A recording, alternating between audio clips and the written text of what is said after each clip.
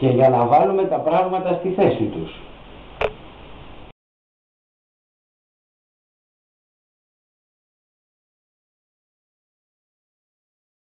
Κάδι, σκουπίδια, δρόμοι, λακκούβες, φωτισμός, χρέη, κυκλοφοριακό, πλατείες, αποχέτευση, ίδρυυση, πολιτισμός, χαράτσια, δημοτικά τέλη, εμπορικός σύλλογος, λαϊκές αγορές, τραπεζοκαθίσματα, θαλάσσιο μέτωπο, σχολεία, αστυνόμευση, τουρισμός, συμφέροντα, απολύσεις, εργαζόμενοι, πρόνοια, ΕΣΠΑ, χρηματοδότηση, δέντρα, ανακύκλωση, σταθμός ΜΑ.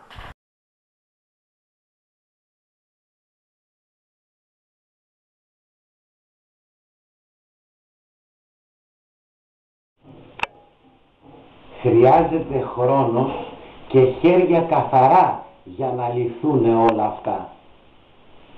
Και αν με ρωτάς, Δημαράς.